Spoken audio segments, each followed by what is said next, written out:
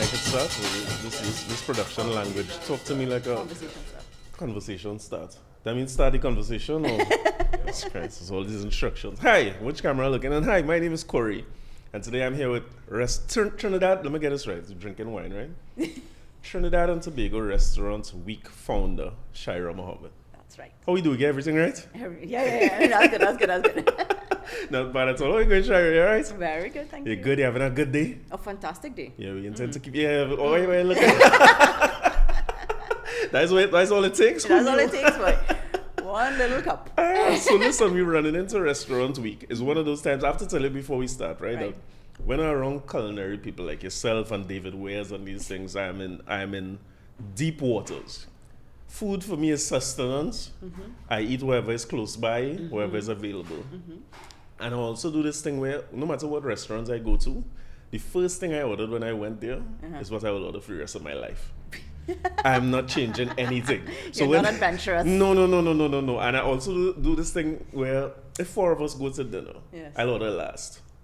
Right. So I could pick one of all your things. Whatever three all you order, I'll just pick one of these three. David, we need to spice up his life. Listen, other people need to start ordering for you. They're not bad if you order for me. There are a few things that I don't eat. So whatever people order, I'll just eat it. Wow. Yeah, so imagine my quandary when I go to a restaurant during Restaurant Week where I will just order omelets every single time and then I see all your menu. I was like, how this going number 1, 2, or 3? But listen, Tell me. That is why we have Restaurant Week, so that you could get the menus beforehand. Right. And you could sit down at home at nighttime before you go to sleep, just browsing the menu and see if anything tickles your fancy, you know. Got it. Like if you want eggs, fine, but you have like 100 ways of having eggs. Yeah, go and get them. You know, go check out which one you want to try. Understand, this is what my wife probably doing. I getting set up all the time. I'm being planned for. Yeah, this and that. So how's he planning? How's he planning leading up to it this year? Boy, it's rough. Yeah? Yeah, every year is rough, right? Because it's a very small team that we work with. Right. Yeah, so it's, a lot of times people don't know the size of our engine room, and they think that behind closed doors there's a whole company. You would think but so. it's not. Yeah. It's like about 4 of us. Really? Putting together a thing of this magnitude? Yes. Like I hear you refer to it as a culinary festival. It is. Yeah. Yeah. Because, Carnival, this is the food of Carnival. I see. Right? So it's a festival. And it is a festival because Trinis like their belly. Yeah, that's for So sure. when they go out and they eat, they're happy and merry. Yeah, That's the equivalent of jumping up in a party or jumping up on the road. You just are so satiated, so satisfied. With this fantastic meal that you just had. Gotcha. That you feel that same euphoria you would feel on, during Carnival. Yeah, like on the road. Yeah.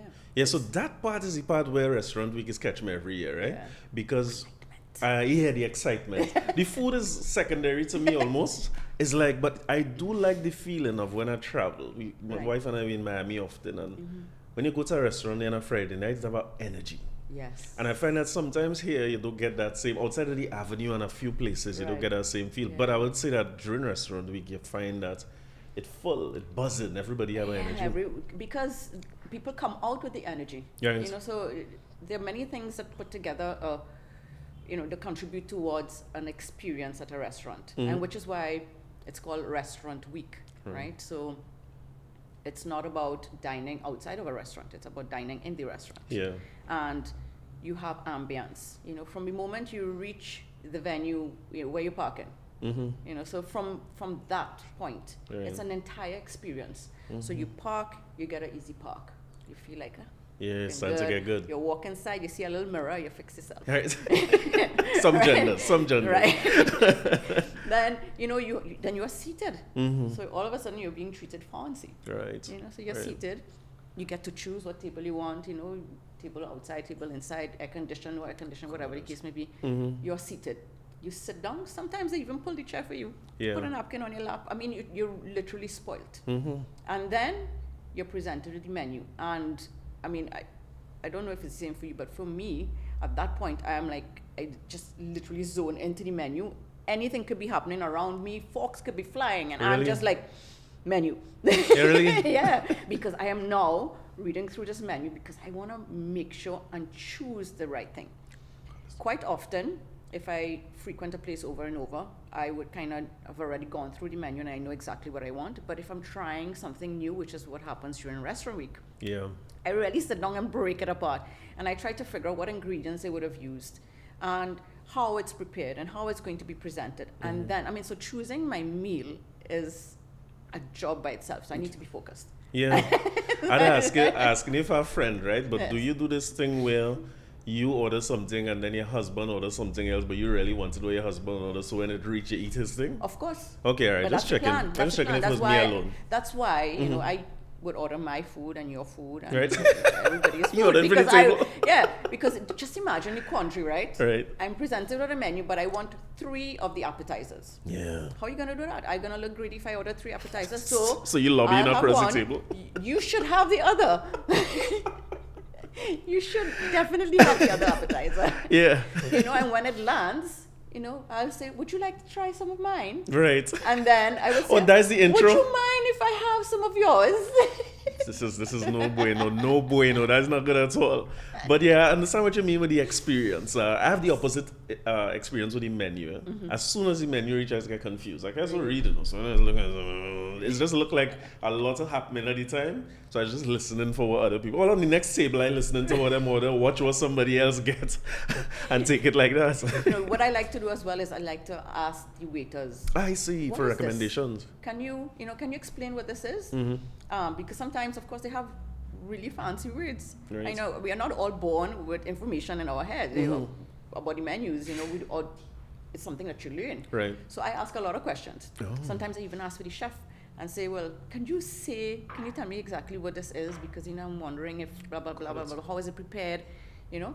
So I ask a lot of questions. And they probably think that I'm a little bit miserable, but I do it, I mean, I do it with curiosity. Sure. You know, I'm really interested in knowing how it's prepped and what's in it, the ingredients and whatever. And then I make my choice. But you see, all of that interaction with the servers, all of that is part of your experience. So, which adds to the whole festival and the festivity of Restaurant Week. Because not only people go in excited, but the staff is also very excited. Sometimes the poor souls, they're also overworked. Of course. Right? But they go in because it's, you know, It's they vibes, jamming. Yeah, I enjoy the comparison to Carnival for that reason. Now that you say it, it does feel more like a festival than just a discount on a menu. Yeah, it's So what are the dates for 2025? So this year, every year we have Restaurant Week in September. Right. And we try to incorporate the last weekend, so after payday. I see. Right, so this year we have 26th of September for 10 days, so that takes you to the 5th of October. Gotcha. So 2 weekends and the week in the middle. Yeah, I like the way you set up the dates, you know, because you give us one weekend while them children still home. And then next weekend with them in school or something, we could do something during the week when they're school out. right through because Oh yeah, this week they push it back. Yes. Oh, that's why this man was home this morning. I understand. I don't pay attention. You know? So how long you been doing it? I see in 13 years. This is your... Well, actual event time is 13 years, but I was planning it for 2 years before that. Really? Yeah, so I'm working on Restaurant Week for 15 years now. So 2 years to plan it out? Yeah, it was a little rough. Yeah, and I was doing this really on my own, you know, so I needed to consult with restaurants, I needed to consult with potential sponsors. Right. I needed to speak to people to see what they want, because back then, 15 years ago, trainees were not too much, I mean, trainees love their belly and they love food, right, but they were more home cook style. Gotcha. Right? Gotcha. 15 years ago, where you're getting a good meal, home by mommy. Got it. You know, you're going home for your Sunday meal. Yeah, seeing that changing now. It's changing now. Right. So I had to really pick people's brains and try and figure out exactly how this thing is going to work. Because it happens in Jamaica, and of course, we kind of modeled ours against theirs. Right. But really and truly not so, because it was just a concept. You know, so I wrote down the concept and then started breaking it apart. How is that going to work in Trinidad? Yeah. And so for 2 years, I dined out. In Jamaica too, you went and experienced it? I Or you didn't go just Jamaica. Trinidad, exploring local markets? It needs to be local there. Yeah, yeah. So I dined out. I met with chefs. I spoke to people. I spoke to potential sponsors. And I kind of had to develop a blueprint that would work for everyone. Right. Which is why Restaurant Week, you know, fast forward 13 years after my first one, now it's like so popular because it really hits home. It's good for the diners. People love it. It's a fantastic event. It really works for them. Yeah. It works for the restaurants because I charge them way too little. Yeah. What's the rest? Okay, gotcha. So restaurants do pay a participation fee, but it's really literally a contribution. Understood. It covers nowhere near my costs per restaurant, right? But so they contribute, but that gives them a lot more elbow room to be able to put together a menu that's affordable for everyone. And that needed to happen. So to get people to come out, I suppose. Yeah. I mean, I could be greedy and say, well, you pay me more money, and then, forget them, just, sure, just give them whatever. Of course. But then it wouldn't work. Of course. Because people wouldn't come out. Yeah, my reference point is that same Jamaica. Yes. I lived in Jamaica for a couple of years. Oh, you did? Yeah, and Restaurant Week hits home for me. You talk about hits home because I remember them talking about restaurant. I have no idea what the concept is. Again, keep in mind, my food is simplicity, right? Whoever closest by, they will get my money. And then this restaurant thing, it was a huge buzz around Restaurant Week and stuff. And I had a friend at the time, she's like, let's go to this restaurant, let's go. And me, I studied no reservation. And I believe there was a place called Max Chop House, if I remember right. And I was like, well, let's just go. It is impossible. Restaurant Week to walk into the best restaurants there. Yes. You need the reservations. Yeah. So they start taking reservations before the week runs. Of course. Just to be able to accommodate everybody. So, and then the traffic around Kingston, the buzz around it and so on. So when I saw Restaurant Week here, I was like, hey, this is gonna be, I don't understand what this is. This is the greatest thing ever. Yeah. But I remember in the initial years, at least from my memory, it wasn't that widespread participation. No. How much restaurants do you have on board now? Last year we had 100. Oh, 100? Yes, across Trinidad and Tobago. Right. Yes. And you started off with how many? When you first say how much you get? 13. Serious? 15, yes. Yeah, the restaurants were looking at me like that mad girl. She serious? What she feels she gonna do? How she feels she could make us money in September? Yeah. The slowest month of the year. year. I see. September would typically be slow for restaurants. So that is why we chose September. Understood. Right? So in my conversations with restaurants, I kept asking the question over and over, when do you think it should be, at what time of year? Right. And quite a few people said, well, the busiest time of year is such and such, it will work for sure if you did it then. And then a lot of restaurants said, well, if you're crazy enough to do something like this, put it at a time of year where restaurants are typically slow. And when you do that, what happens is, for us, it would make sense if it does work. So there were a lot of ifs, right? So times of year where restaurants are typically slow, believe it or not, summer. Summer? Yeah. Because people travel and things? Yeah. Oh, got it. And then, of course, September. September was the slowest month of the year. Yeah, back to school money done spend all that types of things. That's right. Nobody dining out in September. Okay. Okay. Everyone has just finished spending all their money for summer. Parents are focused on back to school. Yeah. Everybody back to the grind. Traffic start back. You don't want to go nowhere. You want to be off the streets. Got it. And so yes, and then of course that's a prelude to Christmas.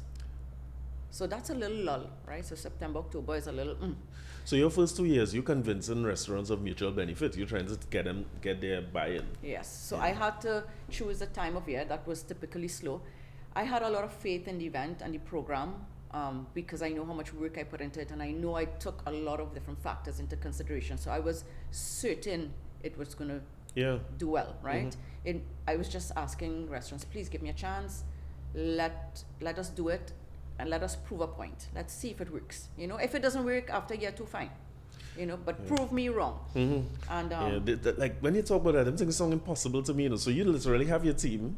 You're going, I will assume it's you. And the beginner was just me. I'm sure. And you're going knocking on doors trying to convince them of the concept. Yeah, so I'll go and dine at a restaurant. But of course, it helped that I have a chef in my family. I see. So Khaled, Mohammed is my cousin. Oh, I should have figured this out. I should have put 2 and 2 together. Yeah. So poor Khaled. Yeah. I was constantly, Khaled, do you think this will work? And how do you think this is going to work? And oh my God. And he don't mince words, right? So he's like, nah, that shit. Nah, that shit. He let it be. Nah, you can't do that.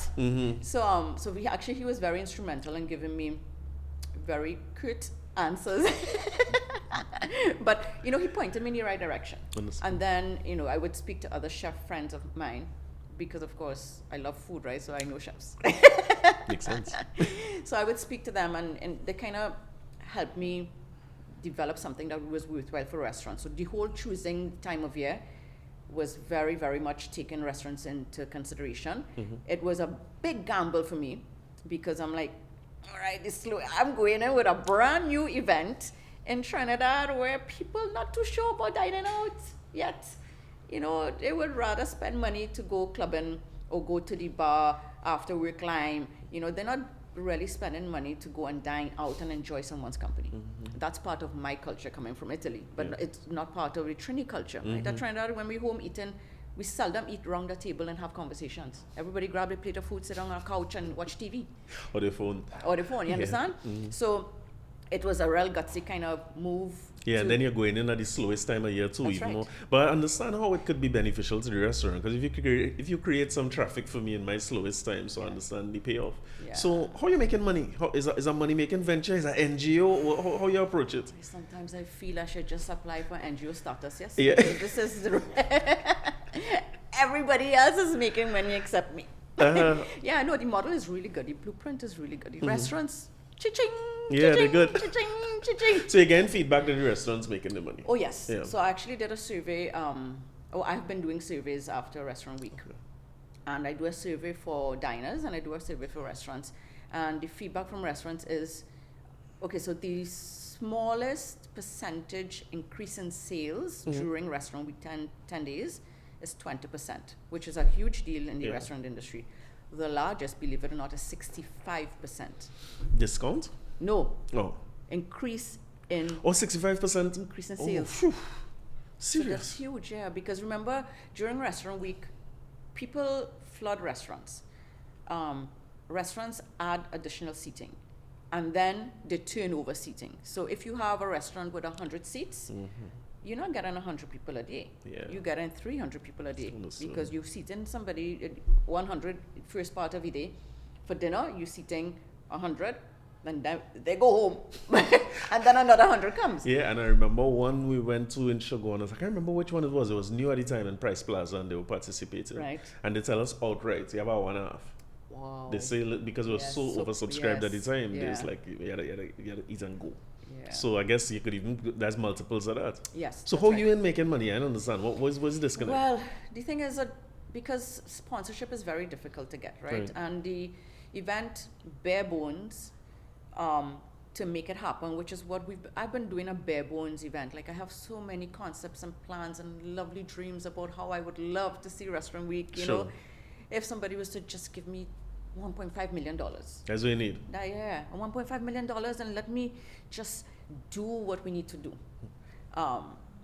So up to now, I haven't found that little fairy godmother yet, right? So hopefully she comes. Or Right. he comes. They come in. They come in. But so we've been running Restaurant Week really at a bare minimum. But yet, even with the bare minimum, because the blueprint of the event is so solid Right. and it makes sense, it makes money for everyone else. And I am just focused on building the brand. Okay. So what I get out of it is owning a brand that's synonymous with, you know, happy thoughts, you know, laughter, enjoy a meal, enjoy flavors, come try out this new meal.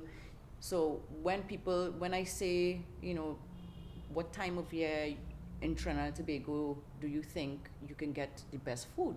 Trinidad and Tobago Restaurant Week. Comes You up. know, yes. I So so I'm building the brand, and that's really my investment in the whole thing. I rarely pay myself a salary for it.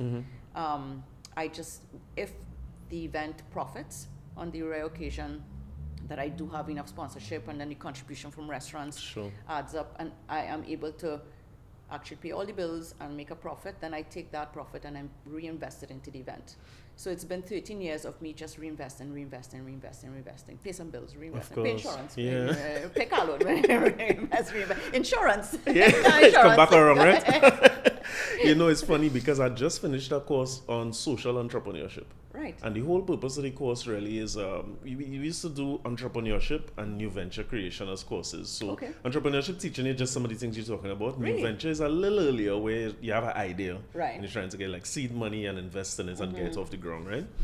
But the school introduced a course called social entrepreneurship now, and it sounds so much like what you're describing, because the tenets of the course is that you have a greater purpose that is societal. Right. And you start with the societal issue first, and you build a business that's sustainable around that. Right. And it just, as you said, most of the profits in a social enterprise go back into building the enterprise. Right. So it's something I want to commend you on, because one of the things I always observe is I have an internal metric of the mood of the country that is measured all the time, right? Maybe it's the wine too, right? But I always get a sense that the places be a little lighter. We're living in a country where the places be heavy a lot of times, the news but restaurants, we have a buzz, you know? And I've seen it build from year to year to year. And as a supporter of it, because I was so in Jamaica, it's like, this thing needs to be bigger and bigger and bigger. So I'm sure you have, as you said, you have bigger views for what it would be. Oh, yeah. Like so I have a bee in my bonnet. Right. A few years ago. The B is for BMW. Just checking. Oh, Benz. Yeah. Oh, go ahead, sorry. I'm a truck kind of girl, thank you very much. All right, sorry. Yeah, a little off-road truck and I have it. Who knew? No, the bee in my bonnet is that I heard a Caribbean country coined themselves as the culinary capital of the Caribbean. I see. And I don't think that island deserves it. Call a name. So Barbados thinks that they are the culinary that's not capital who I had of the in Caribbean. mind. Okay. But they're not.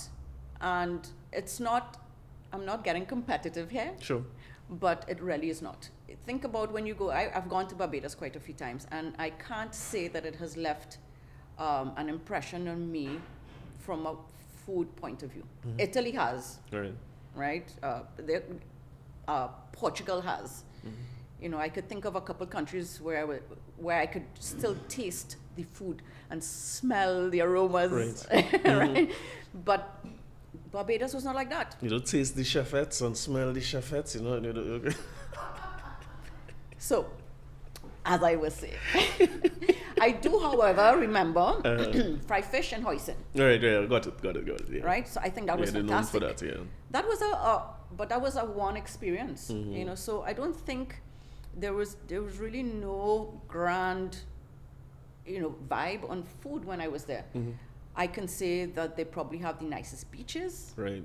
Yeah, but food is not in the Caribbean islands that I have visited. I haven't visited all, but in the islands that I have visited, I think Barbados is one of the most beautiful place because you're almost guaranteed to get sun. Right. And the beaches are fantastic. Yeah, it's amazing. And then you want to catch a little waves, you go on the other side. You go a little bashiba and you do some surfing. But if you want to just relax and just, there is lots of that. So, but don't come and tell me you're the Caribbean culinary capital of the Caribbean, man. But you think Trinidad could stake that claim? Because that's a branding thing. Anybody could call themselves anything in branding, you know? Yes, I know. So you feel we're missing the opportunity to do that here? So I think all we need is the branding because we do have the substantial evidence that it is. Yeah. The variety of cuisine in Trinidad and Tobago, and it's not just cuisine from all over the world.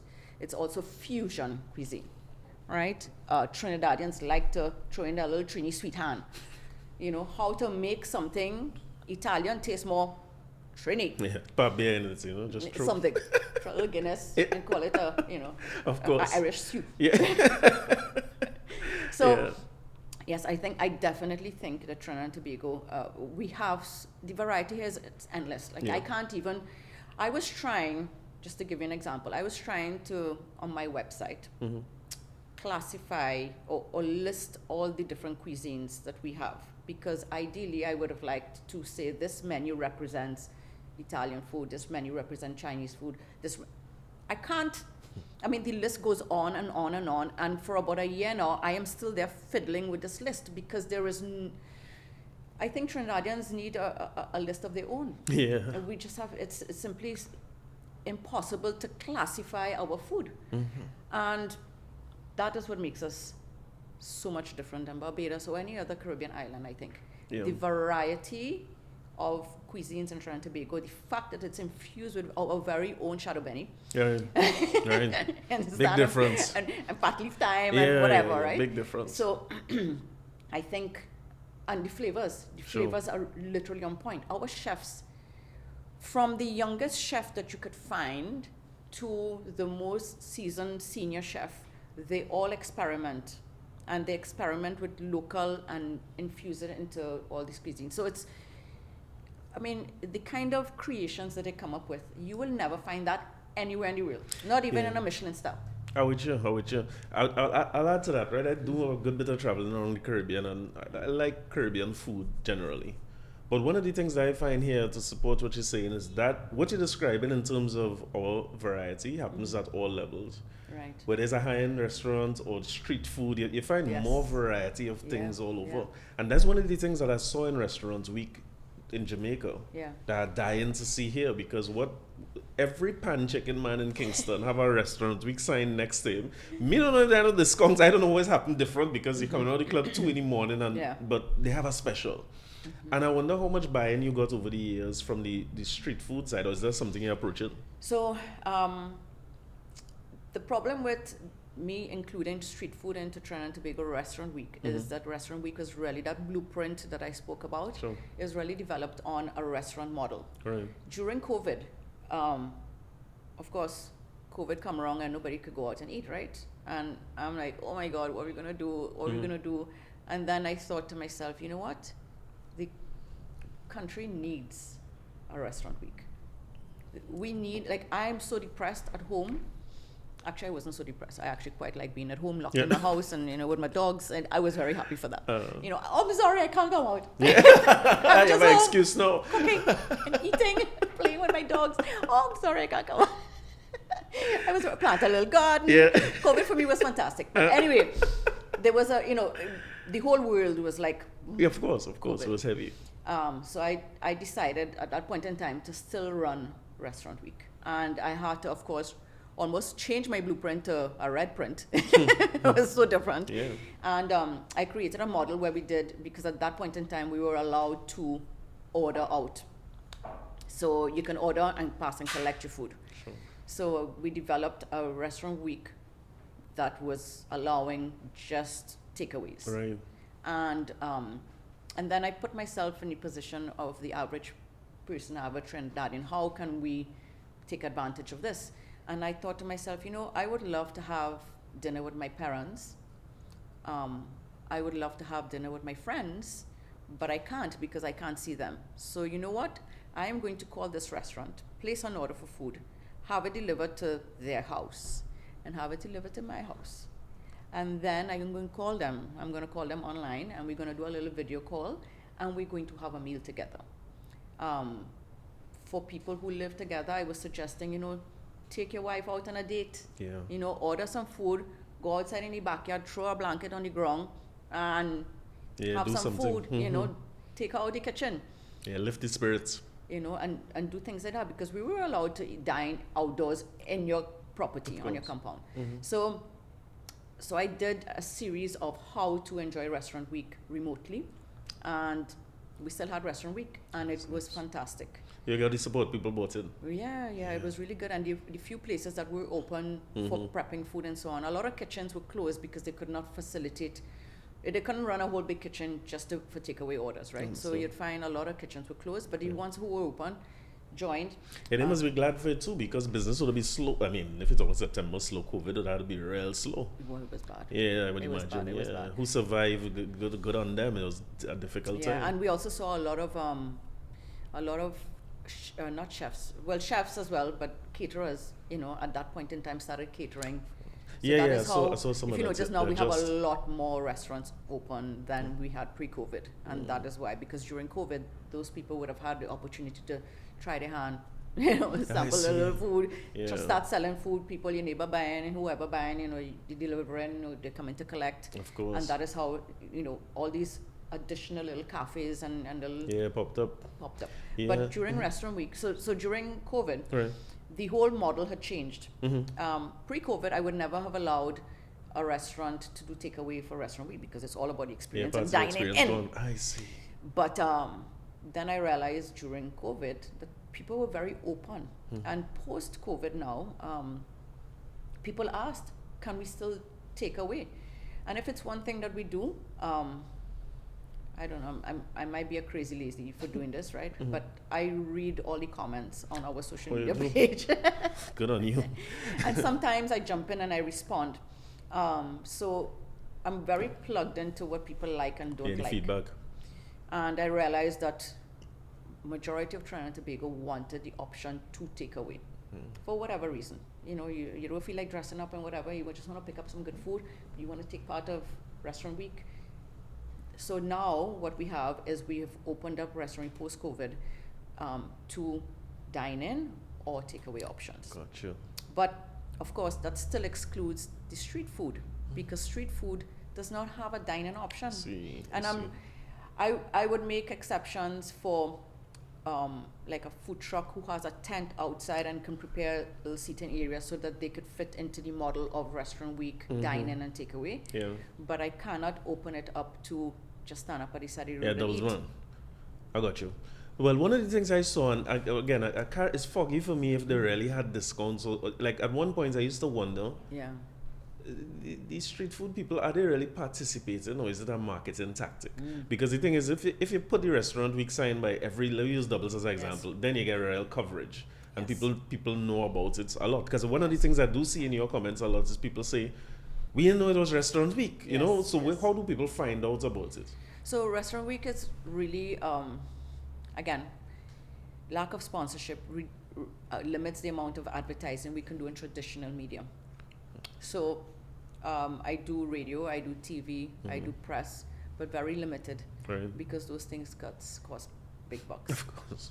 And if I told a restaurant, give me $1,000 more because I want to advertise on He's the newspaper, worst person they're on like, earth. you want to do what? Forget it. You know. So we've been going. We've just been going on word of mouth on social media, and that is how we've survived and grown over the years. Now, I mean, it's spreading far and wide. Last year we peaked at 7.2 million views during Restaurant Week, and that was, and we have 4 million people in Trinidad and Tobago. Yeah. So, you know, that's a lot of local as well as international people looking into The Restaurant Week. eyeballs there. So the word spreads, and the more the years pass, I've noticed it's been spreading more and more and more and more. So the persons who are not aware that it's Restaurant Week are probably not foodies. Yeah, not like me. That's why it's just Or probably do not know someone who is a foodie. Because if you are a foodie or know someone who's a foodie, you get in that call. Where are we going for Restaurant it's plugged Week? in. What about the food bloggers and things? They involved? Like they're usually allies in Restaurant Week? So we have a lot of bloggers. Like David? David has been involved since inception. David is one of the people I would call or whatever always, what you think of this? How you think we could do this? Oh, that's where he get a habit from. It's you he's get a habit from. All right, I understand to see the picture. So food bloggers. We have I'm using that term very loosely. Sure. I'm not too sure how many food bloggers we actually have in Trinidad and Tobago. We have influencers, and we have people who like to go out and dine, like myself, and feature food that they're eating. So over the years, we've seen a number of influencers increase tremendously. Back in the beginning, it was probably just a handful, and what we did is we had to negotiate hard with restaurants because we had to convince the restaurants that you need to have these guys come to your restaurant, but you need to feed them. You can't charge them for their food. Oh, that took convincing at one point? Partner, it's still taking convincing now. In some Serious? places, yes. People not seeing the value. No. And yeah, so, you know, so they wanted, I'll let you know a little secret. Sometimes even up to now, I ask influencers to go and visit certain restaurants and then I pay for their meals. Really? Yeah, because I think a restaurant might need it, but the restaurant doesn't see the value in it. But because I think the restaurant needs it and I want them to have a very positive experience for Restaurant Week, if I see that their marketing requires an influencer and they're not going to pay for it, I am paying for it for them because I want them to be successful. Oh, yeah, their success is yours. Right. So influencers have increased over the years. It had reached a point where we literally had to accredit the influencers that we wanted to work with, because we found that a lot of people would just show up at restaurants and say, hey, I'm here to I'm a blogger, I'm a food blogger, and I'm here to review your restaurant week menu. And restaurants started complaining that they were inundated with people who they don't even know, people who don't have really a strong social media presence, and they were wondering what is in it. Oh, that's a good idea. You could just go and say, I could try that and get free food. So one year we had little badges. I see. So you're official partners. Right. So what we've been doing is we've been meeting with influencers and food bloggers in advance and asking them if they want to be part of Restaurant Week. And then we curate a list of just about 10 people. We select about 10. And then once a restaurant signs up for Restaurant Week, we say, hey guys, these are the bloggers who have been approved by Restaurant Week. Feel free Please to reach accommodate them, kind of thing. Yeah, feel free to reach out to them, blah, blah, blah. It's funny because the only restaurant here we had here so far was Adam Aboud. And he said pointedly, yes, the impact of influencers in his restaurant. He said, you can't not do it. Yes. And I hate to keep going back academic, right? A class I had the other day was called Digital Analytics. The whole point of it was, okay, so you have your social media presence and your web presence and all those things. And you're doing it now. Like, for instance, looking at the comments is the engagement, the this, the that. Yeah. And all of us who run businesses trying to, try to convert, right? Yes. So there was one guy who was in my class, a fellow named Jesse. I'm going to say, just Jesse, right? Without you drinking, right? Before I call you the wrong last name. But he owns Wing It on the Avenue. Oh, right, yes. And he was in the class. Right. And he said that he used that influencer in the restaurant one time to come and try something. So I said, well, all right, good. Well, How was it? I say, yeah, how was it? I say, you're cool pulling up your analytics. He's like, yeah, and he shared it with everybody. And he showed us two things. What last month looked like compared to this month after using the influencer. Oh, wow. And then what it looked like year on year. Right. Last July to this July. Right. Is exponential. The teaching course, I couldn't believe how big a difference it is. Yes. And of course, I'll ask him, I say, so just see it convert to sales? Him, sales. He's like, hard sales. I say, well, what kind of percentage? He's like, dozens. Yes. And it was tied so closely together that he was able to say the products that she came there and spoke about or featured, Right. they ran out of. He said, and he was talking about it from that standpoint. So I'm a little surprised to hear that restaurants still questioning the impact of. I guess you have to know which ones you use and who fits your brand and where's aligned. It is very important to align yourself with the right influencer. Because if you have a high-end type of establishment, there are certain influencers you are not going to invite. Unless, of course, you want to reach a different... Of course. You have a different target market. Yeah. So it all depends on your target market. Yeah, I think that's important. Yeah, so like we have a restaurant, I don't know if you know Trader Jack's. Yes. Right. Best down in Movie Town? Movie Town, Right. yes. So they have, Trader Jack's has been there forever. Yeah, they changed completely the other day. They repositioned themselves. And that transition is a real ballsy kind of move, right? But that transition has now put Trader Jack on the radar for a different clientele entirely. Demographic. It maintained its older clientele, but now it's also expanded its clientele to, people who want a little bit above the average type of meal, as opposed to, a very quick fast food type of food. Right. And so somebody like them, for instance, years ago they would have had a specific type of influencer, but now the influencers They might have adjust. to change. Make sense. Make perfect sense. And all sense. it requires is 1 or 2 visits from an influencer that speaks to that target market, for that target market to start saying, it's now on their radar. Right. Where are we going to eat a steak tonight? You know what? Let's just go there. Yeah, it's funny that's the example because I bounced up there after my son do SCA. We were just looking for somewhere to go and eat. Yeah. And when I passed, I know where Trader Jack's was all the time. So when I passed and I looked, I said, yeah, nice. Yes. Like Trader Jack's, move. Yeah. So we went in and it was really, really good. Same thing, every time I go, I just order a Wagyu burger. I don't order nothing different. It's that's a good choice though. Yeah, it is really good. It's really, really good. And the service is good. And the environment is nice. It's less busy than it was before and all that. So. And the service is fantastic, I think. Yeah. I found the service was really It was really good. It is, because I usually go back there once I get the chance. Yeah. So before I get into all the restaurants, something on the list, right? We go and do a top 100, right? Oh. But you don't get to come here and say like, Yeah, when I was born in Italy, I was like, what? I don't understand what's happening here because I have you down as a Trinidadian. How this Italian connection come in? Yeah, boy, that's a Is real it long mob story, ties boy. or yeah? Let me get a long story now. We have time, David. We have time. We have time. We have time. Long story. What is the Italian thing? So I was born in Italy. Born in Italy. My dad is Trinidadian. And my mom is Italian. And my dad, at 17 years old, picked up himself and went to London. Which is not something that people back in those days would do, 17, right? I mean, yeah, my of dad, course. if he was alive, he would be 84 this year. I see. So yeah, so you're talking about when he was 17. So you're Right. looking at how many years ago, right? So Yeah. he went to London, and there he started working and doing different things and whatever. And then my boy, hippie era hit, and my boy decided he trying to travel around Europe, and he frequented Milan downtown. So he would hop across and go in line in the square where all the other hippies were. And then my mom, who grew up in Milan, spotted him.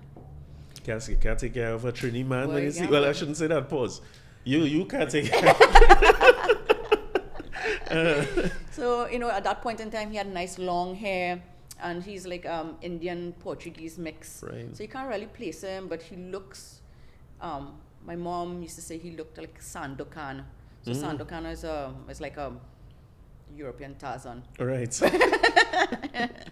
Made famous in the Caribbean by Super Cat, but go ahead. Oh my God. So yes, so she thought that he was who is this person, and then so of course they got together, and it was all daisies and love power and whatever, and we moving in together and let's have a love child. Yeah, of course. Love child. Oh, let's have a child. Why not? Go get that. We need to have a love child. So anyway, so I was born. Few years later, they decided to get married. And I So think, they stayed in Milan at the time. He stayed, and you were born there. yes, I was I born see. there. So then they got married, and I think that had to do, of course I was never told this, but I think that may have had to do with Dad's papers. Like, he probably needed to leave Italy or something, and they probably That is will a said, Trini man. let's True get and married. true. Of course, why not? That's important. So, oh gosh, my daddy. So they got married. I attended the wedding. Like my son. So, but it's good that it happened that way. Yeah. And then fast forward, I was about 9 years old, and my dad got a call from his dad, or a telegram, Right, so I think yeah, it back was. then. Saying, come home. I'm not well, whatever the case may be. I need you to come and take over the business. So my dad jumped at the opportunity, and he left us in Italy Right. and came back to Trinidad. So my dad comes, very briefly, my dad comes from a very staunch Muslim family. And it is their tradition that the eldest son takes over the business of the family, Sure. from the father. So much so that my dad and my grandfather have the same name. I got it. So my dad is just Junior. Yeah, business continuity. Yeah. So my dad came and started working alongside my grandfather. They owned a lot of properties and such and such. So it's real estate and tenants and land business. Of course. And but things were taking a while, and there were a lot of legal issues that they were trying to sort out before the granddad passed. And that was just taking forever. So my mom was like, no, my man not going to be in Trinidad and I all the way here in Italy. She damn right. I do not know what is happening.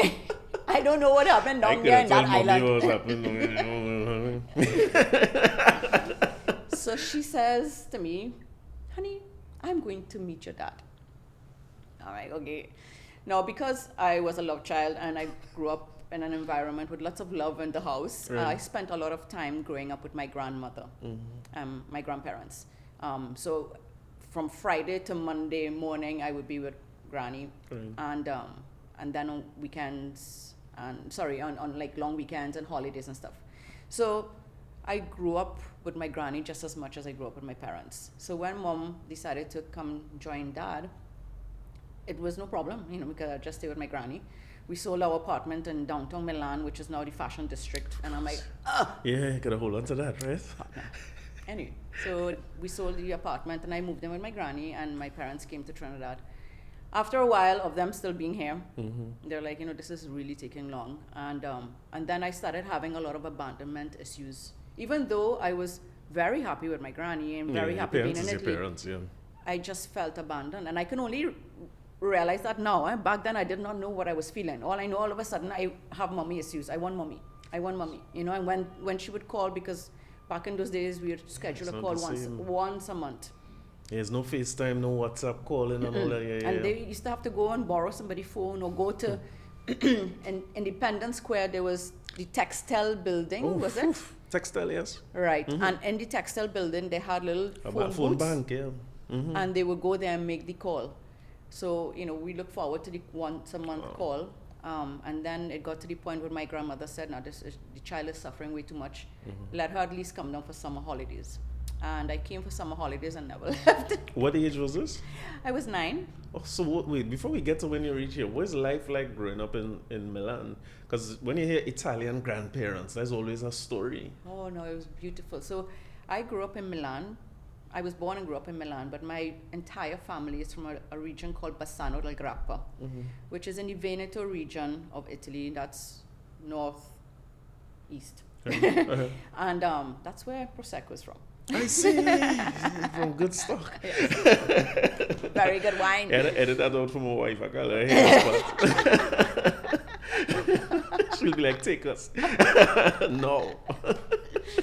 So yeah, so my entire Italian family is from that region, but my grandmother moved to Milan to work and stuff.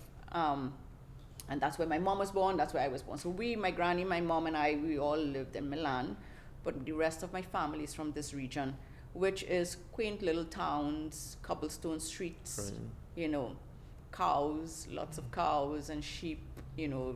We take our animals to pasture during the summer months and then bring them back home in the town for the winter months. You know, we cut grass to make hay to feed the animals during the winter months and then let them graze the rolling hills and mountains, you know, at the foothill of the Alps. I mean, it's beautiful. Yeah. So growing up in Italy for me was fantastic because I got to go to school in Milan. Yeah. I grew up in a very cosmopolitan city. Yeah, Milan is city. Yes, Milan is city. It's like downtown New York. Yeah. Except it has a lot more culture, a lot of history. I don't know if I should be saying that. You did. You already said it. Like when Trinidad qualified for Germany, we went to that. Yeah, we went to the Sweden game, but we went to Milan. Oh, you did? Yeah, we did a day trip to Milan. Right. So downtown Milan by that time is fashion district because I remember what stood out a lot to me was beside the pigeons. Oh, yes. Was the price of things in those stores. Because they would boast of having things for the new season stuff come out, and this is the only Louis Vuitton store you can don't get want to shop new season in Milan. When I go in these stores, you know they want to pull you out. As soon as you say, how much for this? How much for that? How much for this? They guess right out. Yeah, €100 for a keychain. Yeah, it's crazy. It is crazy. It's something else. I was like, partner, it's a keychain. It's like, Yeah.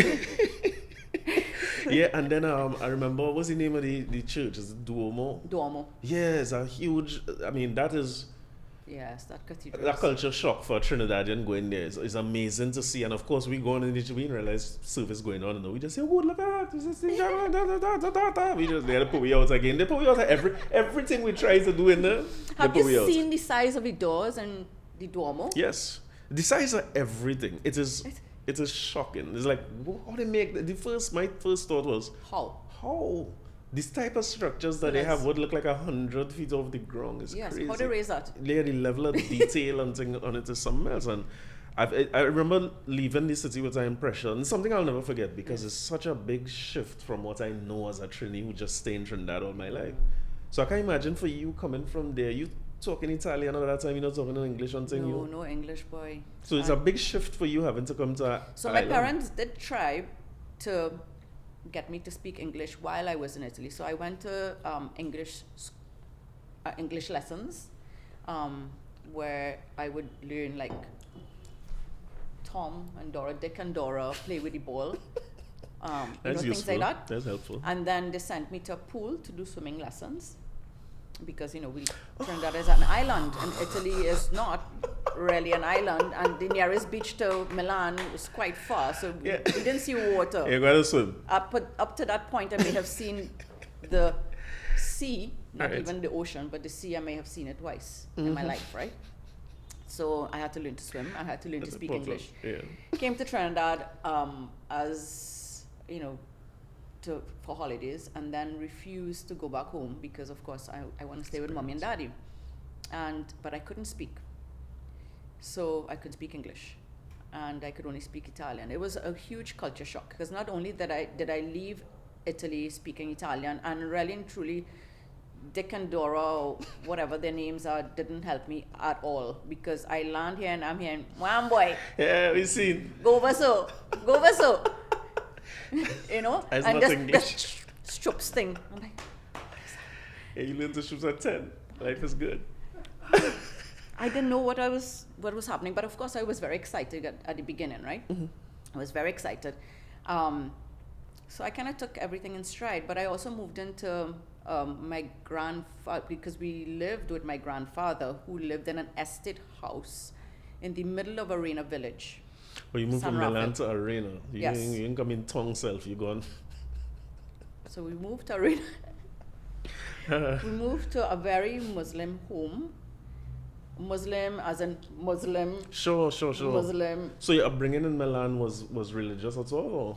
Well, once you're born in Italy, you're Roman Catholic. I wouldn't. I didn't even know that there were different religions up to that point. I see. I just thought the whole assumed world was the like whole world was Catholic, as far as I know. But so I moved here to a Muslim home, a very Muslim home. Hmm. So, the culture was very different. I could no longer eat prosciutto and salami and stuff like that. You could get salami, you could get Aaron Farms. No, I couldn't eat it. I was in a Muslim home. All right, it's true. Different rules. I see. I had to wear clothes. I mean, I wore clothes in Italy too. It's not that we walk around naked. Yeah. But, in Italy, if it's hot, you wear little clothes. Yeah, I saw a man, right? Random story, but I saw a guy in Milan. There's a huge park. You have Yes. a whole bunch of pictures from it. And he was in a suits and tie. Of course, it's summer, right? Right. So he walks through the park, and I looking at the guy, he stops, takes off all his clothes down to underwear, lie down in the sun for about 20 minutes, then put back on his suits and yes. just keep walking. So I guess this is just the norm for you there. It's normal. It's normal. And it's also normal to go to beaches bareback. So... Oh, as women. Woman, man, Got I it. mean... Yeah, it doesn't no difference. You tan and you want to tan. I Take see. off everything. You don't want no tan lines. Right. Yeah, you can't do that down in Arena. They're not allowing that. So I went to Arena and I'm like, woke up morning after. It's hot. I'm like, yes, I'm in the tropics. I'm in the tropics. Caribbean island, Trinidad, here I come. I put on my little short pants, run outside. And my grandfather's like, get that child back inside. Put on some clothes on the child. Oh my God. So there I went into clothes. Like proper clothes. Yeah, clothes now. Yes. I was allowed, I didn't have to wear long sleeve, Okay. thankfully. But I did have to wear like proper short sleeves, and my short pants couldn't be very short. Yeah, They had to be a little longer. Mm-hmm. Now, mind you, I'm still a child, right? But still, I had to. And then, of course, because of the environment where we lived, meaning we lived in an estate house and my grandfather was the landlord of the area, I was kind of prohibited from mixing and mingling. So I could not have friends from the area. And of course, all of this is very culture shock to me, because in Italy, everybody is everybody. You make friends. I would make friends with the homeless man, and it's fine. You literally just, it's fine to speak to everybody, and we're all equal. But coming here, I was told, you are the grandchild of, you are not two. You're not allowed outside of our private road. You are to stay in our yard. Mind you, the yard was huge because it's an entire orchard. Estates or It's an estate, right? So it's an orchard estate. So I was basically confined to that area. So then I started having to find ways to entertain myself. So I literally grew up on a plum tree with a little Walkman, counting ants, observing ants. You know, I would find animals all over the place that I would just study. I always had a fascination for animals. So I'm always inquisitive and wanting to know how does this work and how that, so ants nests, all kind of thing. I would, just literally go hours, days, I'd be just looking at it and trying to figure out. So that's how I really grew up. So I went from a very social, cosmopolitan lifestyle to an isolated environment, albeit very natural and beautiful, Right. but it was kind of forced. So, it was a huge, huge culture shock. Yeah, I would imagine. And then the English. My grandfather felt uncomfortable with us speaking Italian in the house. All the bad talking man. How you know? I just find that so silly. But yes, that's exactly what he said. Yeah.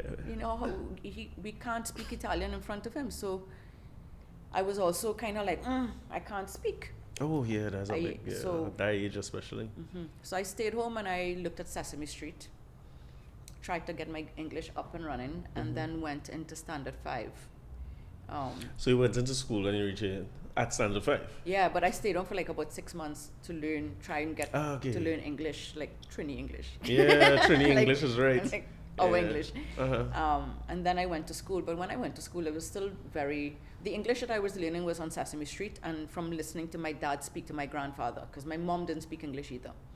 So we were both trying to learn English from just staying home with limited access to the world. So they ain't going to help you with common entrance English? No. It's me and the ants. And, so no, I didn't know. So, common entrance roll around. 2 terms later, I came first in the island in sciences. Like, I scored, I'm assuming 100%. I can't even remember. But I got an award from the National Women's Association of Trinidad and Tobago. Oh, beautiful. Big presentation thing, but yet, like 10% or 7% in my English score. Ain't too bad. I mean, given the circumstances. So it was a little challenging. So I did not pass for the school of choice. But what primary school you went to? I went to Brazil RC. I see. Yes. So at least I get back a little Roman Catholic school in the mix, right? Yeah, right. Connection. Okay. Yeah. Got it. And where you passed for eventually? So eventually, second time around, I passed for Lakshmi Girls into college. Oh, second time around, David, we in good company again. It's nice to be around people who take 2 shots at common entrance on these things, I mean, take a couple, second bites of the cherry. I was going into secondary school with like 7% in English. Yeah. Oh, you had to do I had to do it over. So you get better the next time. Oh, yes. By then, a year later, I kind of mastered the working English that I needed to pass the exam. I suppose, and you now navigating between Trinidad English and the English that I need for the exam and all that. It's 2 different things. It was very challenging. I was known as Whitey Cockroach in school. And people referred to me as the white girl, and I didn't see myself different to them. Mind you, I went to school in Brazil RC, which is again a village school, right? So it was a little challenging, but you know what? I made a lot of friends, and they kind of, even though they called me Whitey Cockroach, I still felt their love and their support, and they would make fun of me because of how I spoke, and at that age you're very sensitive, right? So it was really, really rough. That side of things was very rough. So much so up to now I have PTSD. There are certain words that they're difficult for me to pronounce, and every time I have to say the word, I literally get like a hot flash. And it's just PTSD. So I worked very hard to try and learn Trinidadian as opposed to proper English. It would got good because now nobody would be able to tell. No, so my mom still has a very strong Italian accent, but I managed to learn English to sound like a Trini because I tried so hard to fit into school. And then moving to secondary school was the same story, right? So I really needed to fit in. I didn't want to stand out as the girl who couldn't speak English. So what secondary school you went to? I went to Lakshmi Girls Hindu College. Lakshmi Girls Hindu College? Yeah. You have enough full experience in this world. Oh yeah. I learned everything about all religions. I am very from St. James. There's each story of St. James people, is every religion has ever had, So Lakshmi Girls are next. so grateful for having gone to that school. You have no idea. It exposed me to yoga at a very young age. So we started practicing yoga every Saturday at the Dattatreya Yoga Center in Karapichaima. I learned to pray in Hindu. I learned about Hinduism, which was a whole different world because, of course, I grew up in a Roman Catholic home, even though my parents weren't very religious. But, you know, I grew up in a Roman Catholic environment. So Hinduism is like, what? You know, it's like, and then I learned that people pray to God, but in all different channels. You know, my grandfather would pray to Allah, and the Hindus would pray to, you know, different manifestation of God, because he's just so omnipotent, so grand that there's no one thing. And then we pray to Jesus, you know, to get us to God. So it was quite enlightening, and I thoroughly enjoyed my stay at Lakshmi Girls Hindu School, Hindu College. I think also the size of the school was perfect for that period in my life where I was transitioning, of course, going through hormonal changes as I'm becoming an adult, or a teenager rather, and, you know, from child to teenage, when things go crazy. I'm away from my family in Italy. I'm away from everybody that I know. I have no friends in Trinidad. So, you know, Lakshmi Girls was like my second family. And the teachers, they were lovely. They got really involved in all your business. So it was like having a set of mummies and daddies again. They looked after everyone. The school at that point in time, I think we had about 300 students, if so much. Got it. So it was a very small school. Everyone. So the students, you felt accepted? They are more than primary school? Yes. There I started to feel more accepted. And they also because it was such a small school, they didn't have a lot of variety as other secondary schools with regards to the subject options and so on, or the sporting options. It was a very academic school, but they were very open to suggestions. So, I mean, by Form 3, I started a arts club, a music club. We started playing badminton. We had a TASA group. We had, we started doing dancing. We started doing everything, because all it took is really for me to go and say to a teacher, I really want to do this. And they'll be like, okay, well, you think you could start a club? Then we did it, you know, so, and we started swimming, and we started competing in different things. So it was beautiful, because the school allowed me to grow and develop. You know, and take leadership more than anything else, because all of those things may not have happened if I didn't push for it to happen. But it gave me the opportunity to convince a teacher that we need to learn to draw. I understand. We really need to learn to paint. You know, it's absolutely necessary. And all schools have a cricket club, a cricket team. You need one. And I was told, we're a girls' school. I said, so what? So girls can't bat? I said, let me show you how I could play cricket. I don't know how to play cricket. So, but I had to learn, you know, and then, because I've always been very, very active, you know, sporting. I'm a very sporty person. So yes, we did. So now I could see why, because when you say going to all them restaurants and asking that, it feel like such a task, but you've been doing that. Fun. And I getting food in the process, you know, I'm eating with purpose. Yeah, of course. It's like, if I put in ChatGPT now, give me a list of the Italians in the world who could beat Tassa. I feel one will come up. Yeah, I could be. Hello, I made newspapers. Yeah, I'm serious. Beating drum. Beating Tassa. I was rolling that Tassa. You can still play and thing. You feel if you take it now, you're good. Well, I've been dying to put my hands on a Tassa to see if I could still roll it. We got to make that happen. Make that happen. I've been dying to try it. Yeah. I love a drum. Hell of an education. So what were you seeing yourself as then? You had aspirations of being like a career, or what you wanted to be? Yeah. What you had in mind? Of course, because from very young, I had this passion for animals. And then, of course, I grew up in Arena Village, which gave me a lot of opportunity to explore animals. I wanted to be a vet. I see. Like, I really wanted to be a vet, because I want to save all the animals in the world. And so I did my biology. I did all the subjects that were required to become a vet. Right.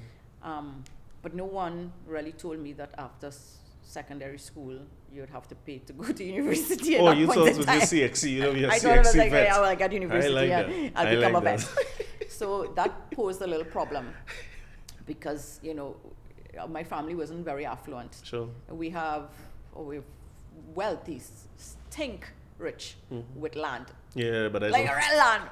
But I can't cut a piece of land and eat it. And I can't cut a piece of land and pay for my education. Of course. So I wanted to be a vet. I really wanted with all my might to be a vet. As a matter of fact, I even eventually did do some courses. I'm a certified veterinary assistant. But I had to go back, I had to go to work. And the objective was to go to work to be able to make some money to then pay for myself to go to university to become a vet. And that was the end of that. Yeah. Yeah, boy. So you just keep working. Yeah, essentially, that's what it is. I went, I got a job, and it was in a company. Of course, in school, they told me, Shira, you should do POB. And I'm like, no, I'm not doing POB. And my teacher said, Shira, you're not being realistic. POB, literally, you can read the book, and you can do the exam. It requires very little studying. Like, you just read the book. I'm dyslexic. So reading for me is a huge problem. Yeah. I would read everything for you, but I don't understand a thing that I'm reading. Right? I'm with you. Bring it. I'm reading it. But ask me a question after, no retention. Sure. So for me, that was just like a no. And it's going to hamper with my plan to study my biology. Of course. I want to dissect frogs and Right. do stuff like that, right? I don't want to be reading about business. Don't talk to me about business. Accounts? Nah. I will do maths. I could work out maths problems for you. Yeah, Don't ask me that's to do about accounts. it. Yeah. So I refused to do principles of business in school. And there I was in my first job, walk into a company and asked to speak to the boss. I didn't know anything about positions. I didn't know about, CEOs and managers. I just wanted to speak to the boss. Had a 1 hour conversation with the boss in a company, a factory in Arima, in O'Meara Road, that made tires and batteries. That sold tires and batteries. And I'm just having a conversation with this boss, and then he said, you know what? He asked me, he said, well, what do you want to do? I said, well, I don't know anything. This is you now trying to get into the company. I just trying to get a job because Gotcha. I need to study. I need to make money to go to school. Of course. And he put me in the switchboard, and he said, look, I'll put you on the switchboard. You seem to be very good, in speaking to people. So Look at that. You come here, you know the language, now you're on a switchboard. I know. Actually, I never thought about it, but yes, you're very correct. So I got to go on the switchboard. I've always had this desire to help people, right? So people would call and ask, and so I started trying to solve their problems. So I'll say, hold on, let me figure it out for you, as opposed to just taking a note and whoever would Yeah, get just back. transfer you. Yes. So I started getting very involved. Then I started working in the marketing department because they thought that I would have been very good at that. And I was. And then my time was up for holidays, and I thought that I was very stagnant in that position. And I wanted more because I needed to make more money because my saving wasn't going as planned. And I still wanted to be a vet. Yeah. So I went on holiday and I told the boss, I say, Mr. Rousseau, I'm going to go on holidays, but while I'm on holidays, I'm going to be looking for another job. I really appreciate the opportunity you've given me here, but I think I could do more, and I need to make more money. And so I really, really am grateful, but I'm just letting you know, nobody else. I'm just letting you know that I'm probably not going to come back if I find another job. And then he called me and he said, Shira, there is an opportunity in Port of Spain at Neil and Marcy Caribbean. And, it's a very small company. They're the marketing hub for the Marcy Group. It's led by Antonio Lagaza, who speaks Spanish, and he's the honorary consul for Spain. And, and he's looking for an assistant. So I think you'll do well in that position, but it's in Port of Spain. I said, well, I have no problem going to Port of Spain. Mind you, I'm still living in Arena, right? Yeah. So I said, I have no problem going to Port of Spain. I'll travel. It's not a problem, and it's more money. I'm marketing assistant. Like that in the now game. I have title. So I took the opportunity. He said, however, you're going to have to go back to school. So I said, well, fantastic. I've always wanted to go back to school. He said, to do your marketing degree. Of course. Yeah, and at that point, I was at a crossroad. I really wanted this new job, but I wanted it because I wanted money to be able to go to school to do veterinary. And here I am presented with a job, but now I have to go back to school to do marketing. So after consulting with a couple of people, they said, you know what? They're paying for your school. I see. They're giving you a car allowance, so you can buy a car. It's a good job. You're getting more money. They're paying for your education. Take it. Yeah, You'll why be a not? fool not to take it. I said, but What kind of age you at that point? I was about 20, 20, Oh, early. 21. Nice. About 20, 21. Yeah, great opportunity at that age, especially. Yeah. So it was a really hard decision to make, because remember, me want to hear nothing about POB and POA. You sending me to do marketing, yeah. Anyway, so I ended up taking the opportunity, and I'm very grateful for that as well. And that position gave me an opportunity to explore doing business with like Cuba and different Latin speaking countries. It gave me a lot of opportunities. It opened up the whole world to me from a business point of view.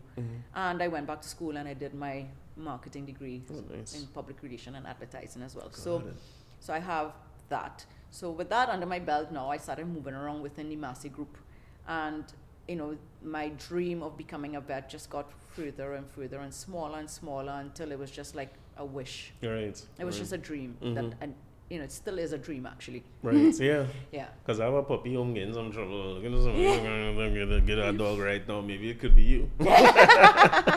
But the first time I met you was in a marketing position. I met you working at Synergy at the point in time. I don't even know if that was marketing. I was in marketing. You're right. So we had to meet with you guys working at Synergy. How did that opportunity come about? So after the Massey stint, I went to work for another company, another distribution company. Right. And very quickly worked my way up within that company, which was a family-owned distribution business. And then while I was at that business, I realized that I was very good at organizing events. And because it's a distribution company, we needed to organize an annual event in September, where we would invite all our customers to kind of pre-order what they wanted for Christmas. So I started getting very creative with event, wear hats and do this and themes and so on, and then decided to do an event certification. So at that point in time, Arthur Lodchak had started their event management courses. Oh, right. So I think I may have been like year 2, the second batch. So I went and I got certified for that. And once I was certified, I started doing sporting event. Like I would work, and then on the side I would be planning sporting events. So my cousin and I started planning extreme races. Yeah? Extreme off-road adventure races. Like bike? What kind of races? Like mountain biking, orienteering, trekking through the bush, kayaking, and then coming back, finding your way back to a point. So adventure racing, we actually introduced adventure racing to Trinidad and Tobago. I see. Yes. So my cousin did it, entered in a couple races, and then so he had the experience from a participant point of view, and then we both had this experience with event management, so we decided to, started hosting these races. And who's this cousin? This Khalid too? No, there's another cousin. Oh, okay, all right, just checking. There's Ryan Menz. Okay, Ryan right, Menz is actually the first person, if I'm not mistaken, in Trinidad and Tobago who represented us in adventure races in New Zealand. I see. Yeah. So I mean, he's crazy. Yeah. He would do a race that's 3 days long, and you just literally stop to sleep for like a couple hours and then continue. I mean, yeah. So he I know something good at all. I just want to put on record. No, but it was fun. Right. Everything is fun. Everything. Yeah. And so we did these events. We planned these races. So at that point in time, I realized, my employment was not satisfying me. I had reached a point where all I wanted to do was events and not really go to work anymore. Sure.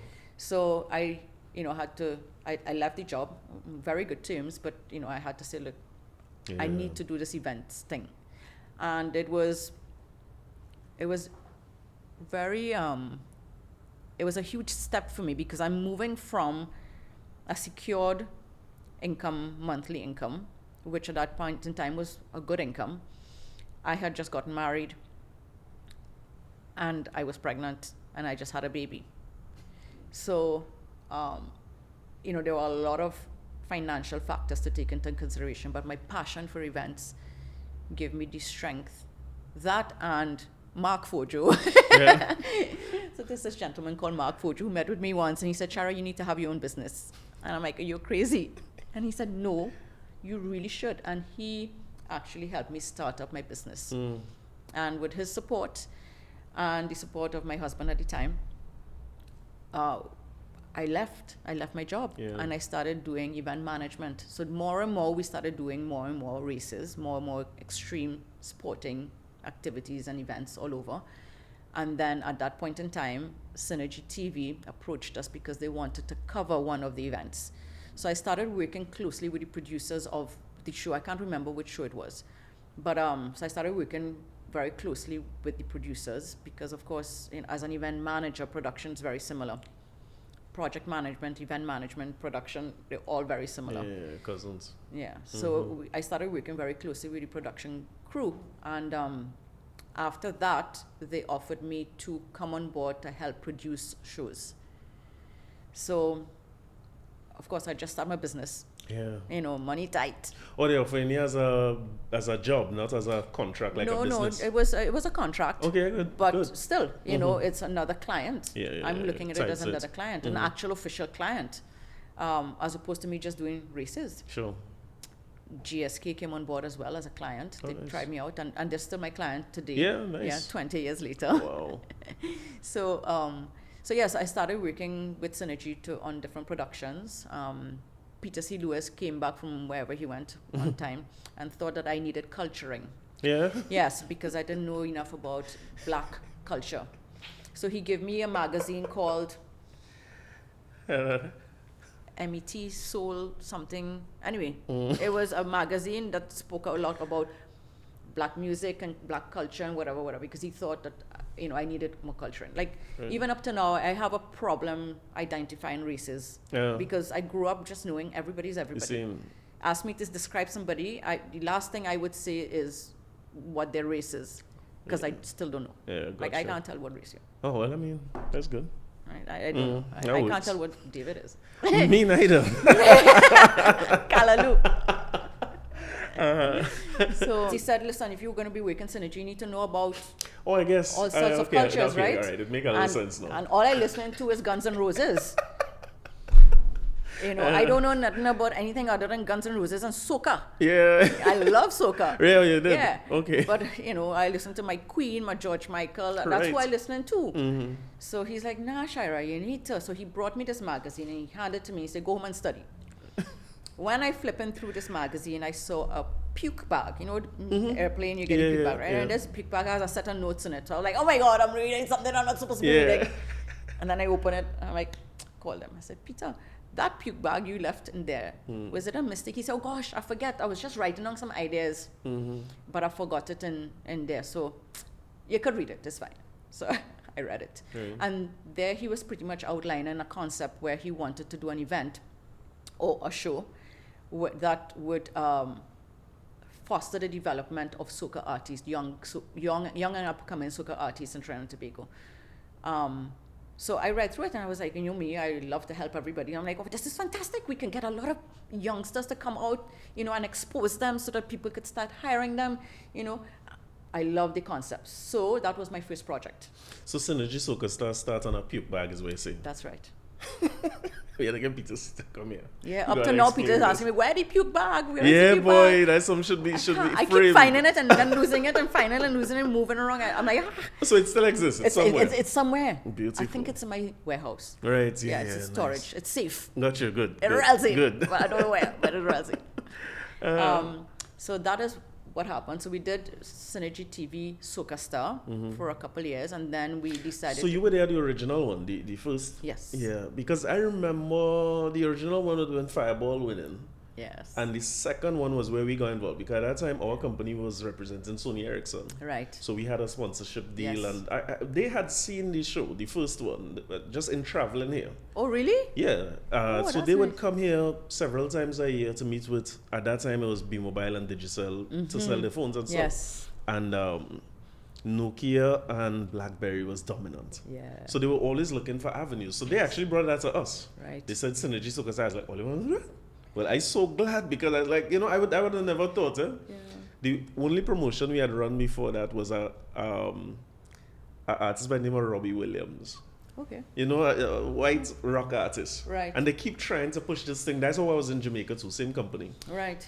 And I said, oh, this Robbie Williams thing ain't gonna work, you know. We need to find me a soca artist here. So I always trying to tell them about. And then they came and they was like, but what about this? You know, it's young people involved and this and that and the other.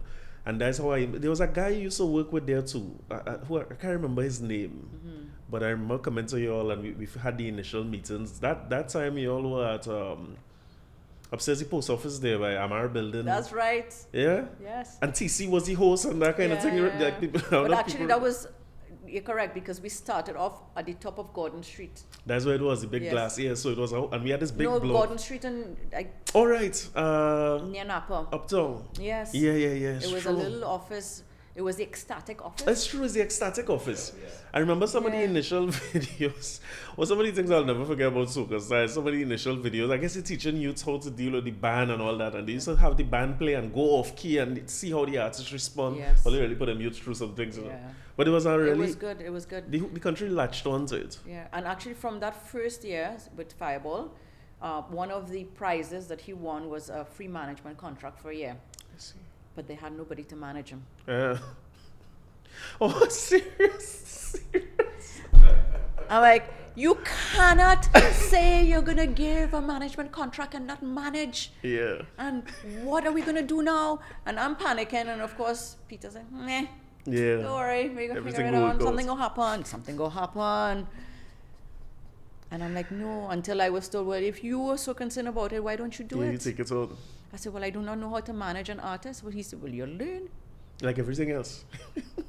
So I started and I managed Fireball for a number of years. Yeah. Yeah, up to when he got that huge sign up with Bob Sinclair and went viral in Europe. Yeah, I remember him his going song. over there. Oh, so Yeah. all then you in the background. I was in the background and learning. You know, I met this gentleman by the name of Christian Cabaza, and he was showing me the ropes pretty much, and he was very instrumental in signing up that deal. TC was also involved. So TC jumped on with me to help manage. I mean, when Fireball was busy, I remember one night we hit 6 gigs, and one of them was in Santa Flora and the other one was in Grande. So you did? I drive and partner. Fireball next to me, sleeping in between gigs because he had a rest. Yeah, of course. And I am driving and trying to find these places all over the place. Yeah, it was an experience. It was a beautiful experience. That was a time, you know, Synergy Soca Star was a thing. It was something else to see. I always remember, and I told David this before he came, right? I say when he said Shira, Mom, I was like, Shira is who behind Restaurant Week? It's like it goes way back because then I am 20 a little bit. And you know, you study business, so you had to act like you know about business, and you had to go to these meetings like you're comfortable. And the corporate space has never been the most comfortable place for me. It could be brutal. Yes. But I always remember how kindly you treated me then. You know, you never treat me like the little boy who trying to do this and that. No, because I'm really open and I'm really interested in people. Like, I really am. And I don't know, maybe I'm very empathic. I don't know. Maybe I am. Maybe too much so. But I believe that everyone does things for a reason.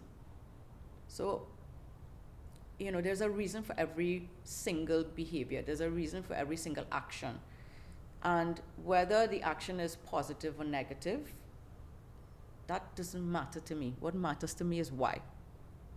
So if I could understand why it is you run off the road to bounce that dog, I will quicker not want to murder you. Right? Like if I understand that you have a little psychological problem, I will be able to quicker curb my anger and not pelt a brick behind you or something to that effect. You could offer some grace. So it's always been very important for me to understand why people do things, and I always am genuinely interested in hearing other people's point of view, which is why Restaurant Week again is so successful, because I'm listening to people. I'm listening to what people want. People right now want street food. Yeah. So next year, I have to find a way to incorporate street food into Restaurant Week. There must be a way. Yeah. You know, so because that's what people want. And back to Synergy days. You know, it was a lot of, you were learning, I was learning. Yeah, I was trying to. Well, it didn't seem so to me, you know. It looked like they had it so together. You know what stood out to me? There was one time we were in a meeting. Was it Randall? Was his name? Randall DeGans. Randall DeGans. Who still wakes up with me up to now. Serious? Yes, he's involved Randall in was the Restaurant next Week. one of them people. Serious? Tell Randall I say what happened. He's another one of them. It was the one meeting I know I could go any month where everybody just cool and it wasn't corporate like. Right. And I remember. But Randall is. Yeah, you know, this was just cool. And I remember you all explaining at the time you're gonna do a marathon. We were trying to figure out how to get some years involved, right? And you all talk about the marathon thing. And of course, me with my green self, I said, well, all right, we have so much of jerseys, we can put everybody in a jersey, and then if they run the marathon, and you all listen to me so kindly from rant about 15 minutes about this marathon, and he's like, no, a TV marathon. It's like a show, when your show shows over and over and over.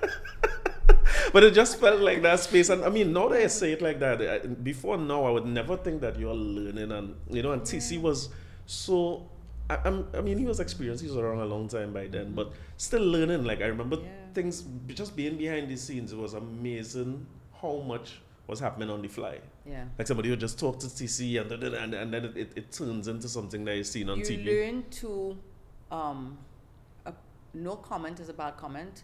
You learn to appreciate everyone's point of view, and you learn to think quickly, on the go, and make decisions. Yeah. Because if you don't, then the moment has passed and that's it. Of course. So that space, that synergy, young synergy, was incredible, a very lovely creative space where anyone, the boom man could have a concept and that could develop into a show. That is true. Like I see some of that. It was amazing. It was amazing. It was a really nice nest for developing in different aspect of the whole television industry. Of course. Yeah, and I really appreciated. I stayed there for quite some time, and but then it was starting to take up a lot of my time, more and more and more of my time, so that I was just doing productions and managing Fireball, you know, and so my whole business model had changed. You get consumed, yeah. I was consumed, and then I was expected to be there for all these hours, and that left me very little time to do anything else. So there was a point where I just needed to cut back. Yeah, move on. But yeah, I so enjoyed my time there. Yeah, it's like when you get to see the artists now who are on Soca Star, it's like so many of them. Some of the top artists we have now, either Voice or Umi or Fireball or one of my favorite people, Trinidad Killer. You'll see him now. His name wasn't Trinidad Killer then. I forget what his name was, but I'll never forget his song though. He's been who he is. But it's nice to know that the people behind the scenes now, because who would I connect Synergy Soca Star with Restaurant Week? It's such a, you know, it's so hard to do. And you know what, because of the nature of the Soca Star model, we all got very close. Yeah. So I'm still very close to all of those guys, you know, and at any point in time, no matter how big they get and wherever they are, I still feel like they're my kids. Yeah, I would imagine. I suppose, yeah. Yeah, because they were so much younger than me at that point in time. You know, I remember Irfan Alves. He was not legal to be going to places. Like, he was below the age of 18, or whatever the case may be, and I had to be his official chaperone. Of course. So, you know, he always holds a very special place in my heart. So I feel we're all very connected because we're all very bonded. Yeah. And bonding through moments like those, and you know, your growth makes you friends for life. Yeah, and you don't have to see each other for years, decades. But then when you see each other, it's like just connected. You know, there's like that unspoken word of. I suppose. And the thing about it, just before I move on from this, one of the things that people may not remember about Synergy Soca Star was like the initial auditions. It was hundreds of youths.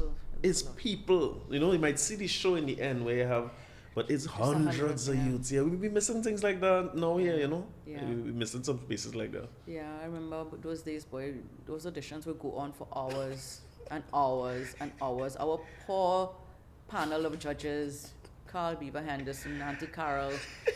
I mean, I don't know how they did it. These are good in like distance. how you judging one and number 100 equally, you know, like it really is very taxing. It would be. So that was just what moment in time. So Yes. what happened for you next day? Where did it jump between there and restaurant week? Is it that you got back focused on your event company? So I at got that back point? focused on event management. I started doing corporate events along with sporting events. Right. So I did a lot of corporate events, and then I realized that even though that made money, it wasn't satisfying. And one thing that I learned very early on is that I'm driven by passion and not financial remuneration, which is sometimes a problem because I make very silly decisions. I use that to make decisions, and I probably shouldn't. Not at 50 years old, right? Yeah. At 50 years old, you're supposed to kind of say, You have to get a bite money, bring me money. But if I'm not passionate about an event, I'm not doing it.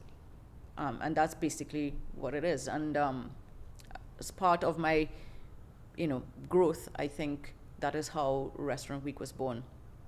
I was called into a meeting with the representative of Restaurant Week in Jamaica because this distribution company was having a meeting because they wanted to host a Restaurant Week in Trinidad and Tobago, and they wanted to hire me to manage it. Right. So we had all preliminary conversations, and there's a lot of information sharing. And then I started doing my own research because now I have possibly the position of manager for this event. But then the distribution company became very unresponsive, and communication with them was like non-existent. So fast forward 2 years now, I have now finished doing all my work, meeting with all these people, all this expense, my own expense, right? So I decided to still go ahead with the project. So, and that was the first Restaurant Week. I approached a company, and they did come on board for a couple of years as a sponsor. And, but then, then the kind of other sponsors came on board, and they moved on and so on. So really and truly, Restaurant Week came in as right after when Synergy TV had stopped, and I was afforded breathing room to be able to say, let me create something. I guess when you say 13 years ago, it would be right at the tail end of, I see. Yeah. So 15 years ago is when I started planning Restaurant Week. And my business is now 20 years old. That's good. So is the main focus of your business now? It is. Restaurant Week. Year round you work it? Year round I working on Restaurant Week. Yeah. Yes. But mind you, that don't make me much money. So I still have to do little events here and there, right? Okay, got so it. I still have corporate clients that I do events for. Okay. And those pay my car insurance. And nice. Car insurance should pay. You should pay that. And my rent. The health too, maybe pay that. Yeah, a little health. Don't skip that one.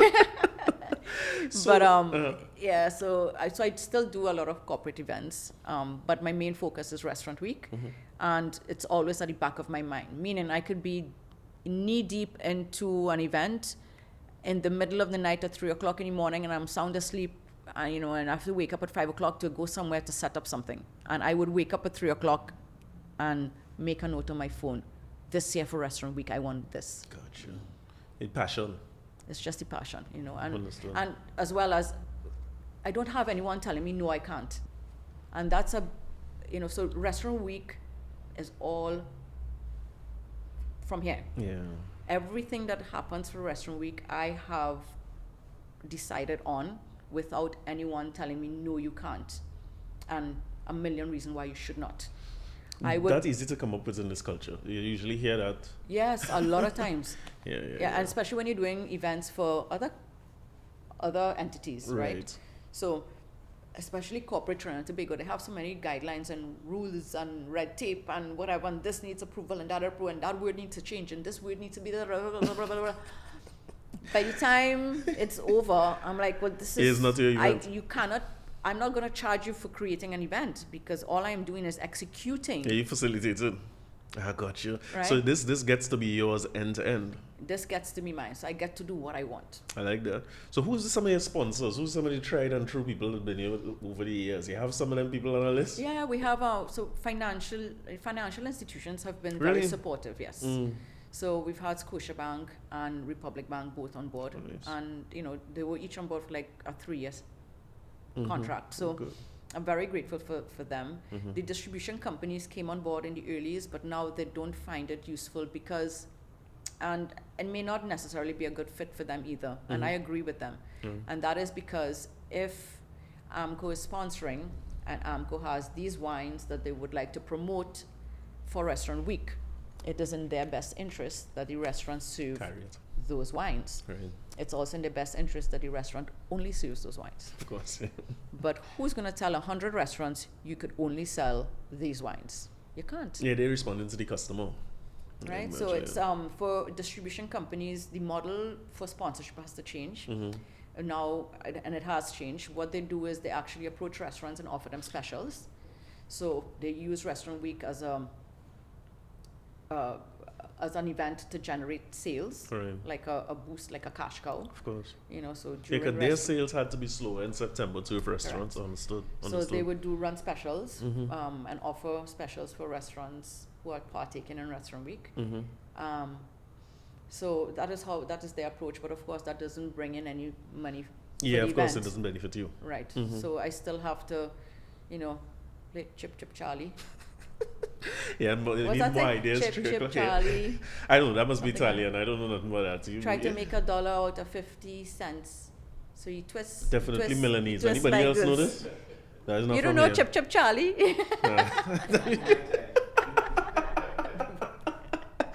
So, how some of the restaurants? I know it's 100 of them. Oh, good. But give me an idea of some now. If you had to make recommendations for me, I live in right close to the savannah. You have any in mind that I should Which savannah? Be going to? Queen's Park Savannah. I forget you're not from here. Partner, we have couple savannas in Trinidad and Tobago, okay? Right. We have couple. There is the Arangwe Savannah. No, but we have the savannah. Any of them come to mind, like people who've been on, or you have restaurants that have been on since the beginning? So, yes. Actually, last year, I celebrated the restaurants who were on board with me for the longest, since inception, actually. And it was just one. It was Morvino. Oh, really? Yes. Yeah. That crazy guy, David Stone, he stuck with me through all these years, boy. And I don't talk to him otherwise, and just rest with him. Hey, David!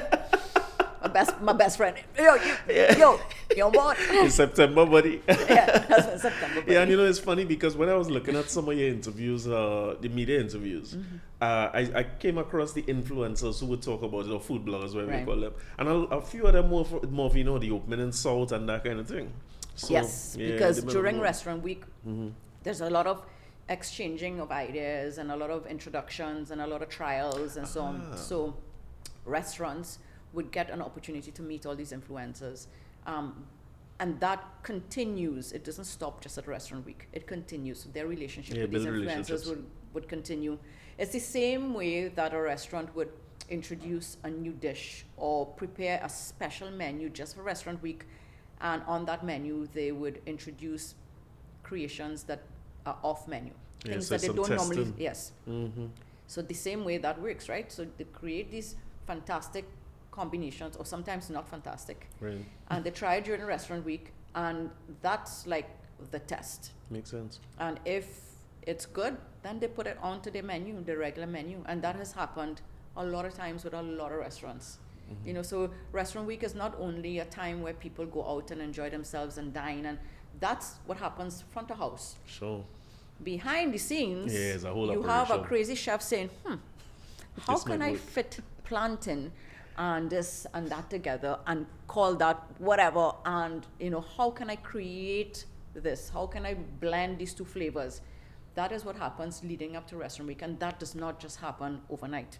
Yeah, of course, there's plenty planning and plenty work. Yes, so the same way I wake up in the middle of the night and come up with concepts, same way I'm sure there's a chef somewhere waking up in the middle of the night saying, aha, I know what I'm doing this year for Restaurant Week. Okay. It's not just about slashing prices. It's about coming up with creative, new fusion cuisines, which makes us really and truly the culinary capital of the Caribbean. Oh, you going back to that fight? I'm going back. So listen to me. I promise you that by the end of this year, by the end of Restaurant Week this year, Trinidad and Tobago will be the culinary capital of the Caribbean, because we already are. It's just a matter of letting AI know that. Yeah, of course. Well, you say it's positioning. We had to be deliberate about it, but If you, however, if you research the largest restaurant week in the Caribbean, it's Trinidad and Tobago. oh really? Yes. Congrats on that. That's Yeah. nice. So That's we are already there, but now I'm going to coin that Trinidad and Tobago is the culinary capital of the Caribbean. Okay, Because good. it just is. Gotcha. Which is Well, congrats on it. Congrats on all the things we talk about. I mean, we went far from the restaurant week topic, right? But it's very, very interesting. It is really nice to see you and connect with you again from since those old them days back in the day. You can't make it sound too old, right? You can't make it sound too long ago. But thanks a million. I appreciate you coming. And just tell us before you go again the dates when it's on and everything, because I'm gonna be. I don't like to come out my house, eh? But for you, I will. So Friday, we coming out, we going to places. I heard you say in an interview that you're going to Tobago for 2 days because you have 5 restaurants. You're going to do breakfast, lunch, and dinner here. And there. I don't have that kind of stamina. But I can promise you that every day in restaurant week, I'll find somewhere that David could take me and try something. So remind me of the date, something, and any other details we need. Sure. So this year, Restaurant Week is from the 26th of September. That's a Friday. And it goes on for 10 days until the 5th of October. Great. So 2 weekends and the week in the middle. It's quite fun because you can literally dine out 3 times a day because there are breakfast places, there are lunch places, and there are dinner places. So it's very simple. If you want to hit 10 restaurants, you can more than do it because you could do breakfast one day, lunch one day, dinner the next day, dinner, and so on. Make and so the most forth. of it. Make the most of it because you never know what you could stumble upon. One year I discovered this pizza by Chop Chops, which is now closed. Chop Chops was my spot, you know. On Muckrapo Road there. They had a pizza What they called closed for? Colette. Yeah, we used to have that Colette? all the time. Pizza with grape on it. Listen. Like, Oh man, where they going? Tell them come back out. You know that's them. Camwa. Oh really? That's what it was. Yeah, all right, good. I'll go come on, try to order it now. Let's see if it works.